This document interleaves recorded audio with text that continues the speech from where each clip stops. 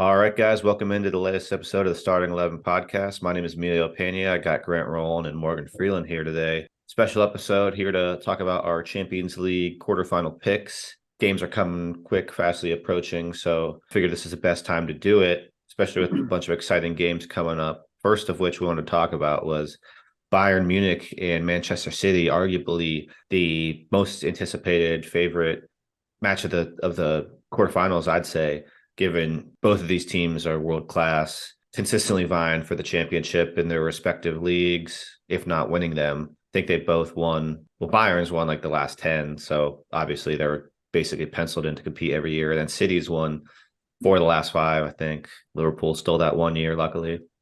So, yeah, a lot of people before the tournament started, if they had to pick 2 teams to make it to the finals, I'd say these were 2 of the favorites that people were saying. It's crazy that they're matched up this early. Grant, I wanted to go to you first. I wasn't sure if you had any thoughts about this tournament or about this matchup. Obviously Bayern Munich just brought in Thomas Tuchel, and he was the coach of Chelsea when they beat Manchester City in the Champions League final just 2 years ago. So there's definitely some interesting storylines to take from this. Yeah, I think if Nagelsmann was still there, I think I would probably give City a bigger edge. But now that Tuchel's there, I'm not really sure. Like it's still out. Like we saw him the first time this weekend with Bayern. Their 4-1 win against Dortmund. But yeah, it'll just be interesting. Obviously, Tuchel is pretty familiar with Guardiola, spending time in the league together last, I don't even know how long Tuchel was there at Chelsea, because it feels like they're always rotating managers every, Year I and a don't know, half or two, two, maybe. yeah, two, There 3 years. about a year and a half or so. Yeah, we've talked about this before on the podcast. Bayern is just like that team you don't ever want to see in the Champions League. It's just like Real Madrid. They always find a way to do it. But I mean, Erling Haaland right now injured will be pretty fresh coming back if he makes it. I'm not sure how long he's out, but a City picking up form. If this was City like a month or 2 ago, I'd for sure give it to Bayern. But to me, this is a toss up. I think whatever team performs better at the away fixture, so City at Bayern or Bayern at City, is going to be the one to take this. But if I have to go with my gut, I'm going to have to go with Bayern Munich. City, kind of notorious chokers in the Champions League. The squad doesn't feel as complete as previous City squads, and Bayern, again, just it's annoying as a Barcelona fan seeing them all the time. Minus the 1 year Messi absolutely did Boateng and chip Manuel Neuer, but there's podcasts around when that happened. But Yeah, man. but yeah, I don't know. I'm gonna go Bayern Munich. I'll even give you a score line. Okay. How about that? Soft little flex. I'm gonna go 5-4 across the 2 games. Okay. Gonna be a close one, but gonna have some goals. It's gonna be a fun one. But Bayern Munich. Okay. Before I get Morgan's take on the matchup, I wanted to note that the first matchup, the first leg is in Manchester and the second leg is in Munich, for whatever that's worth. You did mention that they are notorious chokers, so wouldn't be surprising if that did come true, given that, they take the first leg and then, Bayern finishes strong at home. So what I think, well, you're right about City being notorious chokers in the Champions League, but I don't know, it seems like there's a different feeling this year in the Champions League for Manchester City, especially given their form in the league as well. I mean, they know that they're probably going to lose out in the league to Arsenal. So with that being said, they're more than likely going to want to throw everything they possibly can at this Champions League so they can secure that, because that Pep really wants this for Manchester City. But with Bayern being who they are and just how dominant they are, I do think that they will always kind of have that edge over City. But and also I actually think, what is Haaland's injury? Like what how did he get hurt? If you guys know. I think it Go to was a look that up. groin, but it's Oh yeah, it is a groin injury. So this groin. is actually a bit of a hot take. If he is out for this clash against Bayern, I think that City actually might have a bit of an advantage. Only because when Haaland was at Dortmund, how many times did he beat Bayern? Did he beat them at all while he was at Dortmund? Maybe I don't once. I don't think so. Maybe Yeah, some no. draws. Game. Yeah, Yeah, so comes to maybe mind. like a draw or something. I don't even know if he ever actually beat them. So I feel like if Holland was playing, I think that the psychological edge might be more on Bayern's end, because they'll know, they're like, okay, this Holland guy, like, he's good. He's world class. He's probably the best striker on the planet right now. However, I mean, they're going to know they have that edge on him.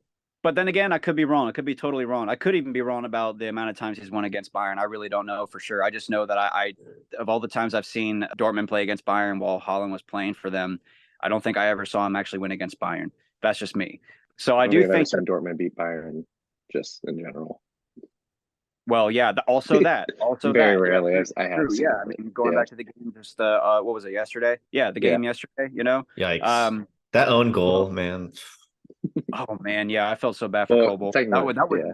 insane. That was actually I watched that live and I was just like my jaw hit the floor. And Were you I talking just about the goalkeeper yeah, Yeah. when there? Kobo Yeah. he went to clear the ball and he just totally whiffed and the ball just literally rolled into the net. Yeah, that was Yeah. I painful. think That was that's painful technically to a watch. That was Upamecano painful to goal. watch. Yeah, but I do think that Bayern will come out on top. And my scoreline prediction over across the two games, I think it's going to be. I think it's going to be a draw at the Etihad. I think it'll be a. I'm thinking it'll be a 1-1, but I think at home Bayern's going to pull away, and I think it's going to end up being 3-1 aggregate score. That's what I Wow. think. To Bayern. To Bayern. Yeah. Interesting. Actually, before we like move on or Emilio gives his picks, I think Morgan brings up a really good point with Holland. I think we saw it this weekend with Holland not in the squad. City sometimes can be too reliant on Holland to score their goals and try to force balls in. But whenever like Alvarez is in there, kind of gives freedom for other players. Like Jack Grealish had a really good game this weekend. Julian Alvarez chipped in with a goal. But yeah, no, I could definitely kind of agree and see Morgan's point. Like with Holland in there again, like they can kind of be like too focused on getting him the ball and too like Holland centric in attack. But again, I mean, if that goes to show anything, it also goes to show that I mean, City is more than capable of winning this matchup because they have the depth for it. And there's only a handful of teams in the world that can play games like this without some key players and still end up coming on top. And those two teams are probably, Bayern and City and, also Madrid in some cases. But I think Bayern and City, I mean, it's going to be either way, it's going to be a great matchup. And you're right. I think there is going to be goals. There's going to be some really, really good goals in this matchup. I'm very much so looking forward to it. Yeah, and before we finish up, I'll give you my pick as well. I'm going to be the minority here. I'm going to take Manchester City, despite, my personal bias against them as a Liverpool fan. I'm trying to be objective here. I'm glad you brought up Jack Grealish, Grant, because the game he had against Liverpool this past weekend was debatably his best game in a Manchester City uniform. The way he hustled back on defense, there was a play where it looked like Salah either had a wide open goal for himself or he was going to pass it over to Shota. And the way that Grealish hustled back to defense, ran 60 yards, maybe blocked a kick, and then a minute later he's getting an assist to your guy Julian Alvarez, we just talked about too. And it just a lot of players, yeah, there you go. A lot of players on City are just rounding out into form right now. So I think the only way I could see City losing this is if Pep is just tinkering a little too much and gets in his head and tries to get cute with it, because he does have a tendency of doing that. Like I was looking at a couple games last week or a couple weeks ago when they were playing, and in one game you got Bernardo Silva playing left back, and then the next game he's playing right wing, and it's just like I don't know what he's doing sometimes. Obviously he's a tactical genius, but sometimes he gets in his own head, I feel like, just overthinking it. But I don't think it's going to happen this time. Morgan, you brought up how this is really the last milestone that Pep needs for this Manchester team. It's his crown jewel per se. So I'm going to go with Manchester City. I think if we're going score lines, I'm going to go 4-3 aggregate. Yeah, that's solid. And I don't feel like super confident saying that either, because as we said, Bayern Munich is an incredible team. I think whoever ends up winning this matchup is going to ultimately move on to the final, and we'll get to who we think is going to advance on the other side here in a bit, I'm sure. But moving on to the potential opponent that the winner of this matchup will play, it's Real Madrid playing Chelsea, and it seems like Real Madrid's just kind of getting these softballs in this tournament.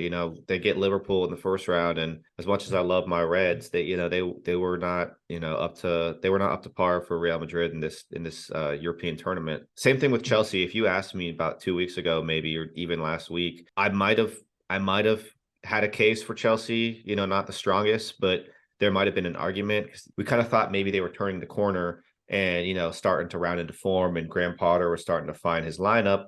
But right when we started to feel that, it falls apart again. And They lose this weekend to Aston Villa 2-0. If you look at the stat sheet, you'd think that Chelsea were the better team based off the amount of shots, the amount of possession and everything, but it's not really a cohesive unit. You bring in all these players. It's, there's a saying, it's the whole is greater than the sum of the parts. And it feels like Chelsea is very much just the sum of the parts right now. There's moments where like João Felix looks pretty good, but he's kind of just doing it all by himself. It's not really, a team effort per se. So I'll go first this time. I'm going to pick Madrid. And if we're going to have to pick a scoreline, I'm going to go 5-2. And I wasn't thinking about it, but that just saying that out loud hurts, because that was the final score of the first, just the first leg with Liverpool. So 5-2. That's what I'll say. Morgan, I wanted to hear your opinion first this time. Obviously, as a Tottenham fan, not the biggest fan of Chelsea, to put it lightly. So I'm sure you might have similar thoughts to me, just given the Chelsea's form. Take the fandom out of it. Chelsea just haven't been looking too hot. So before we get to the La Liga expert, Grant, I wanted to get your opinion. Yeah. I mean, looking at it from an unbiased view, I mean, yeah, I just can't see Chelsea doing it. I can't see Chelsea beating Real Madrid out in these two legs. Yeah, given Chelsea's recent league form and pretty much their form the whole season, yeah, it's just pretty much impossible for me to see them do it like coming up against Real Madrid and actually beating them out. Especially given how dominant Real Madrid is in this competition. I don't really have a lot to say here other than I think that Real Madrid has no choice but to come out on top. My score prediction, I'm gonna go. I do like the sound of 5-2. I honestly do think that is a very accurate. I'm not trying to show you, but I do think that is an accurate. But I won't do that. I'm gonna say 6-2 Madrid. It's even worse because that was the aggregate score of the Liverpool matchup. Well, hey, you know what? I can't see any other way. Matter of fact, actually, I'll change it. I think it's gonna be 6-1 aggregate. That's probably a better score because it's going to be tough to see Chelsea getting 2 goals, honestly. That's exactly what I was just thinking. Like that's genuinely why I just changed it, because I mean, yeah, even if they did score 2 goals, I'd be shocked. And again, this is me trying to be as unbiased as I possibly can, because I know that Chelsea, they have a great squad. They just, I don't know, man. I don't know if it's the tactics, lack of belief in the coach. It's just, yeah. I mean, Real Madrid, they're just so much more steady in their squad, their tactics, their coach, the faith they have in their own abilities. Yeah, I just think it's going to be. I honestly think it's going to be ugly for Chelsea. Grant, obviously, as a Barcelona supporter, you see Real Madrid probably more often than we do, but their form in La Liga is not indicative of their form in the Champions League. So I wasn't sure if you had a different opinion or if you wanted to go with Real Madrid too. Yeah, I think there's one factor that I'll get into that potentially would see Chelsea winning this. But yeah, I mean, given everything, I think Real Madrid is going to win this pretty handily. Chelsea, just like Emilio said earlier, had that little run of form where you were like, they're getting it together, playing well. But yeah, ultimately, this is Real Madrid's tournament. They're royalty. They're the best Champions League team of all time. Yeah, they should win this pretty handily. I do think a really bold prediction I have is an Eden Hazard hat trick at Stamford Bridge in front of the fans. He's going to take his shirt off, turn around, hold it up to the stands. Oh man, could you imagine? That would make our life. Really, that would be the craziest thing I think I've ever seen. As the biggest anti-Chelsea podcast on the planet, that would just be so good for us. Oh man, that would be my phone background. Yeah. 100%.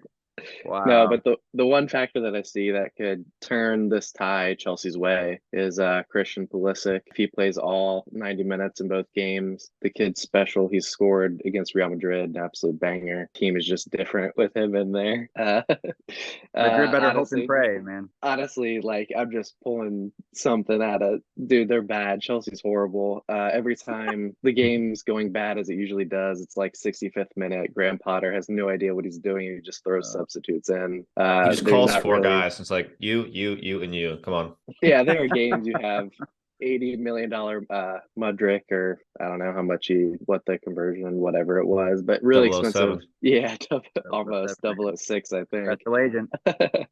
But there are games you have him on the bench and you're in desperate need of a goal and you're throwing in like midfielders for attackers and it's like, dog, what is happening? If I'm a Chelsea fan, I'm not looking forward to Tuesdays and Wednesdays for the next couple weeks. I'm gonna go Real Madrid. Yeah, probably like 4 or 5 to 1, probably. The one coming from Pulisic, I take it. Yeah, and it's going to be an absolute banger as he does. And then he's going to go off to Real Madrid because for some reason he's linked there right now. And he's going to take Vinicius Jr.'s spot and bench him. Good. And yeah, become the greatest Real Madrid player of all time. Best number Wow. 7 in Real Madrid. They're gonna give him the 7 jersey. Yeah, could you imagine? No, but there's no hope for Chelsea. Let's be serious right now. Yeah, pretty much, man. Pretty much. I mean, I don't have a lot of room to talk being a Tottenham fan, but Me it is either. very nice to see Chelsea where they are right now, 11th in the league. It does feel good. It does feel good. And honestly, they deserve everything that's happening to them right now. So For sure. But You'd yeah, think that they I mean, did something terrible. yeah, no, did. they're just Chelsea. They did. they did, man. They've been a source of heartache and pain for me for so many years. So it's nice to see them get some of that in return. I feel it. No, I feel it. That's fair. But in all realness, it's going to be fun seeing the two kind of royalties of the Champions League matchup in the next round. Because, I mean, what happens then? I mean, Bayern Munich, we always, like we talked about, makes a run in the Champions League every year, regardless of like league form or like how you feel about them. Real Madrid, kind of the same way. It'll be nice that potentially only one of them, well, actually not potentially only one of them could be in the final. And Yeah. neither are going to win it, but we're going to get into that later. Yeah, moving on to the other side of the bracket. First, I wanted to talk about AC Milan and Napoli. Spoiler alert, when I mentioned the person that they might be placing in the final, I was talking about Napoli because they have a pretty favorable path. They're obviously in incredible form in the league right now in Serie A, but facing off against AC Milan, I think they got the advantage here. They won their group initially, and they just have these studs on the offensive side. Victor Osimhen is obviously one of the most prolific players, but Kvaratskhelia, I think I said that right. Close enough. Better than I did last week with the Bayern sporting director, that's for sure. But he's just one of the most electric players in Europe right now. So I know that wasn't really the most analytical or technical breakdown of the team, but I'm going to go with Napoli for this one. If we got to go for a score, I'll say 3-0 aggregate. And then, yeah, I mean, like I said just a second ago, I think that they're going to end up making it to the final. We'll get to that eventually, but Napoli have just been on fire lately, so I'm picking Napoli in this round. I agree with you. I do think Napoli will end up coming on top. Yeah, I mean, given the fact that, I mean, Milan, they really have not been having the greatest season in Serie A this year. But, when you're coming up against Tottenham, of course, they're going to look like prime Real Madrid. So, looking at it from that perspective, it's tempting to look at it and think that it's going to be a pretty close game. But, I mean, like you said, with players like Osimhen and Kvaratskhelia, I mean, I think they're going to tear it up like they usually do. They're on top of the world as far as confidence goes. And also they have a very solid defense too. I'm a big fan of that Kim Min-jae guy. He's been very, very good. Yeah. So, I mean, they got a more solid defense. They got a more solid attack. I think the only real threat on Milan's end is going to be Giroud and Rafael Leao. They're going to be definitely hard to contain, but I do think that Napoli has what it takes to come out on top and kind of have that psychological edge over AC Milan. So, yeah, I do think Napoli will come out on top, and I think that aggregate score is going to end up being, I actually think it will be closer than most people probably suspect. I think that it's going to be 3-2 Napoli. Yeah, Grant, what do you think, man?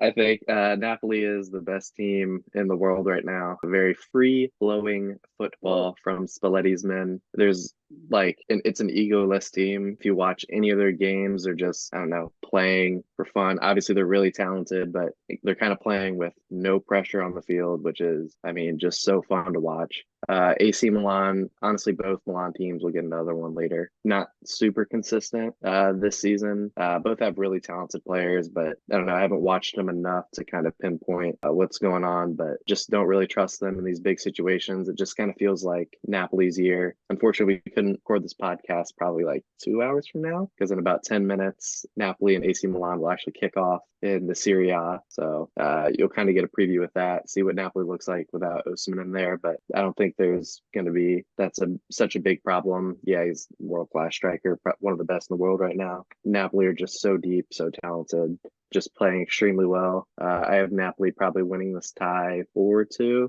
pretty convincingly. I think they are, in my opinion, maybe not the betting favorites, but my personal favorites. I don't know if that's bias in this competition right now. They got a gap in the league, so they're going to be able to, I don't know, kind of rest players later when it gets into the later parts of the season. We're kind of in there now, but they kind of really focus on this tournament. And it just feels like, I don't know, with the Maradona thing happening, Argentina winning the World Cup, Maradona legend at Napoli, it's just one of those things that, I don't know, it just kind of feels like it's going to happen. Napoli, I would absolutely love to see win absolutely everything, absolute class club. So I think I'm going Napoli 4-2. That's some pretty high praise coming from Grantino. Yeah, the highest praise. Yes. Moving on to our last matchup, we have Benfica and the other Milan team, Inter Milan. And I think this is the most interesting matchup. Not, most exciting or most anticipated, but this is the most interesting in the sense that in the initial round of 16, I picked Club Brugge with no real.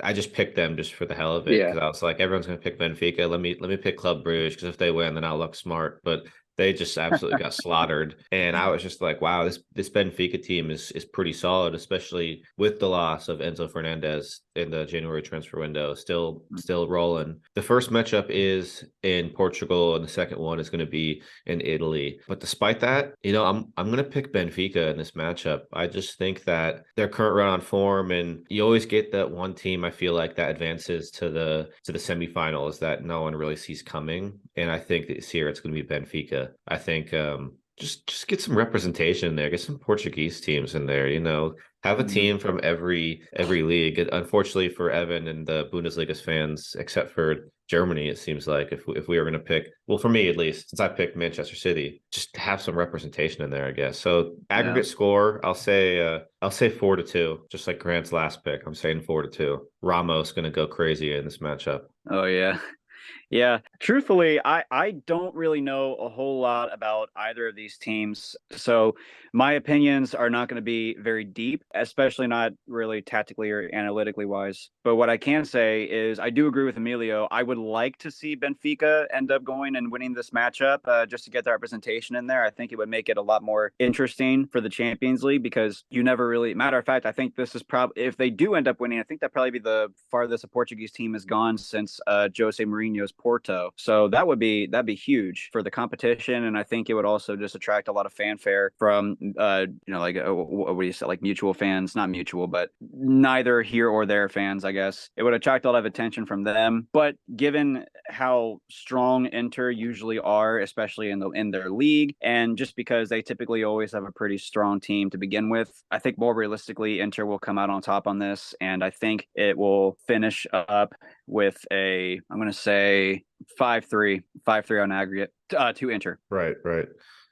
Before we go to Grant and Morgan, I'm not sure if you're finished, but I just wanted to know, I just looked, and Benfica is actually on a 15-game unbeaten streak right now. Not win streak because there were 2 draws, but 15 games without a loss. The last loss came on December 30th. I didn't know. When I said, their streak of form, I didn't know it was that hot. They are coming in hot in this tournament. Okay, that definitely changes things. I didn't know that. Huh. They're also first in the Liga Portuguese, Portuguese league. Yeah, pretty significantly. Yeah, they got a 12-point lead at the time of recording. Okay, that definitely changes things. Okay, all right. You know what? For the first time, I'm going to actually backtrack.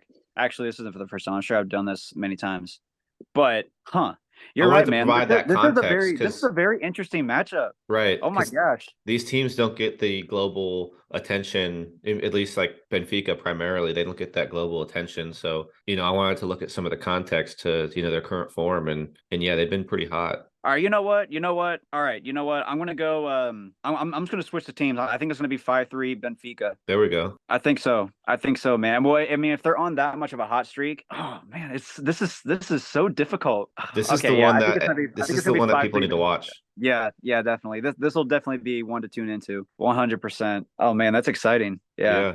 Grant, are we going all the way Benfica, or you tipping the scale to Inter Milan? I just want to say I really hope Inter Milan win this tie 4-2 now. Just purely for Morgans. That's what I'm rooting for. Oh, that'd be so fun. But let me start with Inter Milan strikers. Got Lukaku and Lautaro Martinez, both capable of great things, but also both capable of really, really not so great things. Very inconsistent, and I think that describes Inter Milan kind of as a whole as far as this season goes. Again, like they could come out, I could see Inter Milan kind of winning this tie. I wouldn't say really easily, but like no concern. It might be close, but Inter Milan always feel like they're the ones, like, I don't know, controlling the game. But Benfica is just too good, I think, in my opinion, from what I've seen, to lose this tie. Basically, I think Benfica, like Emilio said, one of the hottest teams right now in Europe. Yeah, they don't get the spotlight. You don't get to see them too often unless you're like a Portuguese fan, Portuguese league fan, or Benfica fan, or just have time to watch every single game ever being played. But yeah, I'm gonna go Benfica wins this tie 4-3. Solid. Yeah, and Benfica's playing for a lot. I think, after losing just a godsend of a player like Enzo Fernandez in the locker room, they're like, we got to do it for Enzo. And Darwin. Darwin, Darwin Nunez. He came from Benfica to the Big Reds. There you go. But yeah, just, they're fighting for their brother, sent off to purgatory, to the shadow realm of Chelsea. So Hey, he chose to go there. He did, but the money did. Yeah, that money talks. You got to turn down. Oh my God, dude! If there's any other fitting description for the Shadow Realm, it is definitely Chelsea right now, man. Just anyway, I'm gonna try. You can send him straight there, man. There's gonna be a podcast where, like, every topic, I'm gonna find some way to relate it back to Chelsea and send a little shot in there. But it's hard not to. Yeah, I know, it's so fun. Benfica, it's gonna happen. Put your bets now and then thank me later. Send me half of your winnings. 5-3. 4-3. What did I say? I think you said 4-3 the first time. Yeah. 4-3. Morgan said 5-3. Okay. Yeah. Well, watch. We also said Inter Milan was going to win. But... Watch Chelsea go on to win the Champions League, and then some documentary comes out in like 3 years, and there's just like a clip of us saying all this shit about Chelsea, and that'll be our claim to fame. Yeah, that'll be our claim to fame. That'll be what puts us on the map. We better get royalties for that shit. Oh yeah. Yeah. Exactly. I hope they include the clip. It has nothing to do with Chelsea, but the clip of Morgan saying Denmark is going to make a run in the World Cup. Now notice how he also said this. Yeah, these guys. He has a history for who's the guy who always makes those like really bad sports predictions? It's not Skip Bayless, is it? Well, it is. Yeah, he's one of them. Oh, man, I don't want to be Skip Bayless, man. No. Oh God. Oh, now I'm worried. Oh, sheesh. They're gonna use the clip of me. This is my biggest Skip Freeland. That's what we're gonna call him now. This the scariest clip to me is that I wish I never said. My one regret of this podcast was saying for the second tie of Leipzig and City in the Champions League, I was like, don't be surprised if Leipzig steal this. Like, they're playing really well, and then went on to lose 7-1. 7-1. Oh man! The thing that made me upset about that.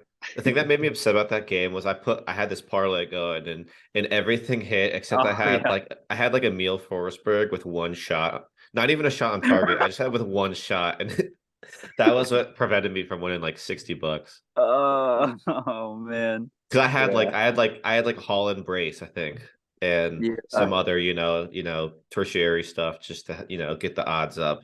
And I'm at dinner with my dad and brother, and I was like, give me a second, check the score. And I was like, wow, he has a hat trick already. Let's go. And then just that one little bit was missing. Sheesh, man. Yeah, but take all these predictions to the bank, except for their Bayern matchup, because I got City winning that. But yeah, we got the Champions League here in about a week time at the time of recording, so give us plenty of time to absorb the content and make your own predictions. And but we'll be back next week, talk about some of the league matchups and get ready for these games. Yeah, thanks again for tuning in, and we'll catch you guys next week. Thanks, guys. All right, outro song time. Darwin Nunez, he came from Benfica to the Big Reds. He's lightning with him and Luis Diaz.